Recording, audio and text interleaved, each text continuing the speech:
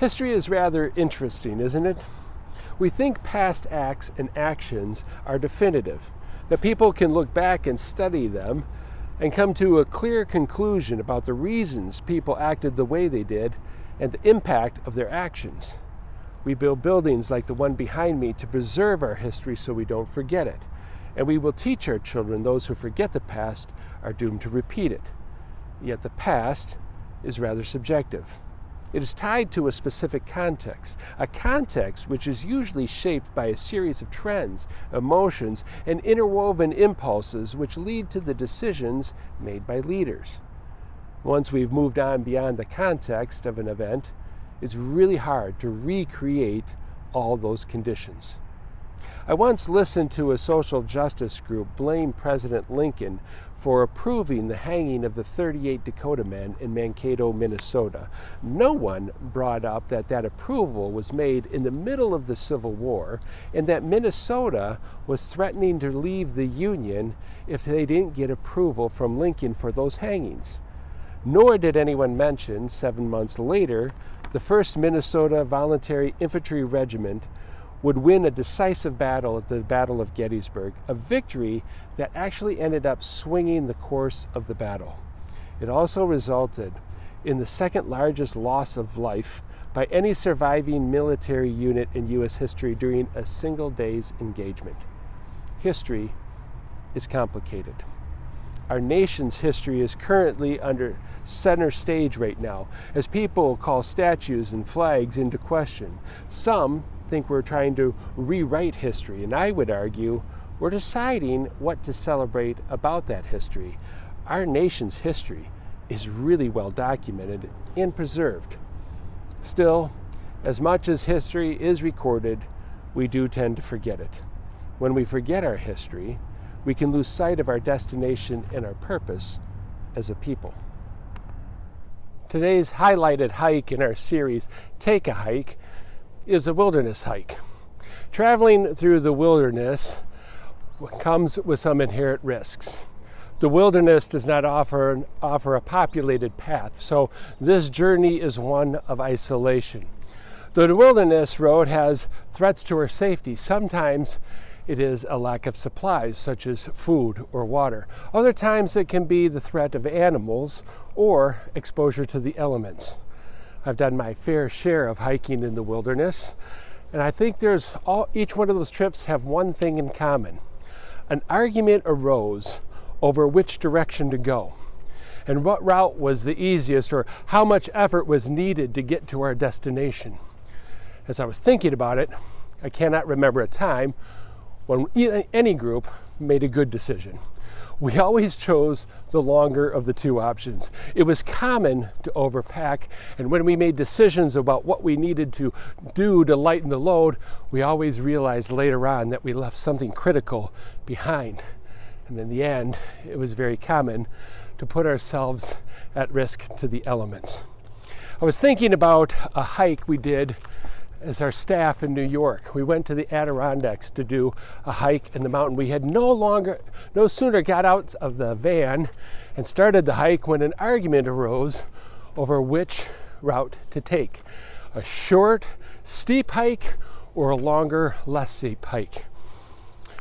The poor hikers in the group won the argument. We chose to take the longer road, less steep road to get to the top of Giant Mountain. Little did they know it was more work. By the time we got to the top of the mountain, it was late in the day. A storm descended in and surrounded the top of the mountain with clouds, so we couldn't see out to the valley below. And before you know it, lightning started to buzz around our heads. Then we had to descend the mountain in darkness to get to our campsite. On the wilderness road, there's always an argument. Matter of fact, I remember a friend of mine who decided he was going to do the entire Appalachian Trail. And he went into it on a solo hike, and he lasted 13 days. When I asked him why did he give up, he told me, well, First week, I started talking to myself, and end of the first week, I started answering. Second week, I started arguing with myself, and by the end of the second week, I was losing those arguments. I figured it was time to quit.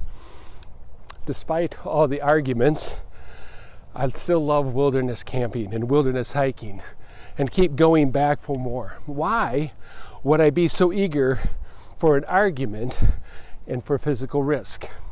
Because each argument brought the group closer together, and it made getting to the destination so sweet. Eventually, when we reached our destination, we were stronger for having endured those arguments and working together. Nothing compares to the joy of a resolved conflict. One thing that helps is, despite all the arguments, we never lost sight of our destination. As I think about everything going in our culture, whether it's related to the virus or racial justice or the ministry of the church, what's the point about arguing over our past or where it started? It only causes us to lose sight of our destination. The real issue we need to debate is, who do we want to be and how will we get there? What is our destination? The conversion of the Ethiopian eunuch graphically demonstrates the inclusiveness of the gospel. No apparent obstacle, physical, gender, or geographical, can place a person beyond the saving call of the good news. Key to this story: Philip did not head out onto that wilderness road because he consulted his marketing department and his publicity team to see what was a good field for study. This encounter was made possible by God.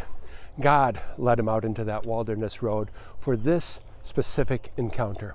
And if God leads us out into unlikely relationships for transformational purposes, then as Mitzi Smith concluded, we should practice a faith that seeks understanding rather than understanding that is seeking faithful people to follow. The 4th of July weekend always reminds me of one of my favorite wilderness hiking experiences. It was a hike I didn't even take. One summer in New York on the 4th of July weekend, I sent a group of campers out on a day hike into the Catskill Mountains. They were going out there to climb Slide Mountain, which was a simple start out here and walk up the mountain experience. I sent a veteran hiker and a leader with the group to guide the trip so they wouldn't get lost. The group was supposed to return around 4 o'clock in the afternoon, and by 10:30 they still had not returned. I was just getting ready to call the police to organize a rescue when the van came pulling into the parking lot. The group, it turns out, parked their van at the bottom of the hill. They walked up to the top of the hill, and when they were at the top of the hill, they got a little bit disoriented. Instead of coming back down the way they went down the opposite side of the mountain.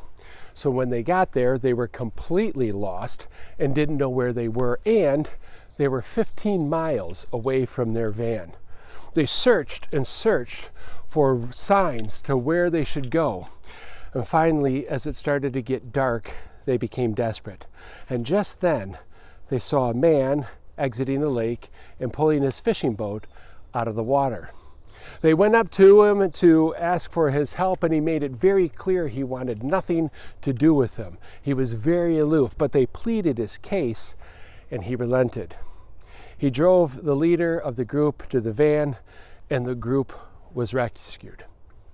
The person that was pulling that fishing boat out of the water was none other than the news anchor, Dan Rather.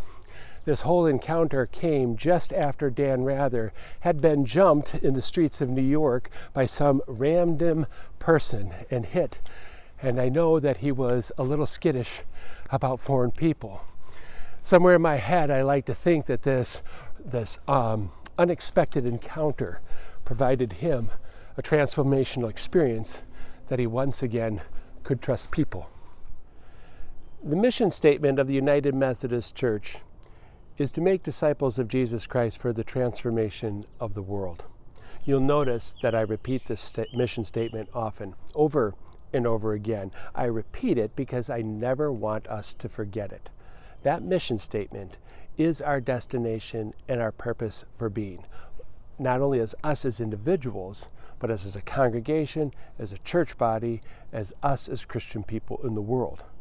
Sometimes I feel like we've gotten up to the top of the mountain and have become disoriented, and we're not really sure how to go back down that mountain to re-engage the world. Reading the story of Philip and the Ethiopian eunuch reminds us that the mission, destination of our church and our faith has never, ever changed. In 2,000 years, it has remained the same.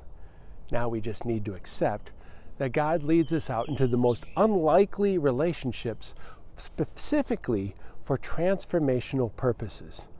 And like the early disciples, we need to know our history, but our focus always needs to be on the future. If we are not looking forward, we may miss some transformational experiences. So let us keep our minds on who we are called to be, people of God, leading people to transformation.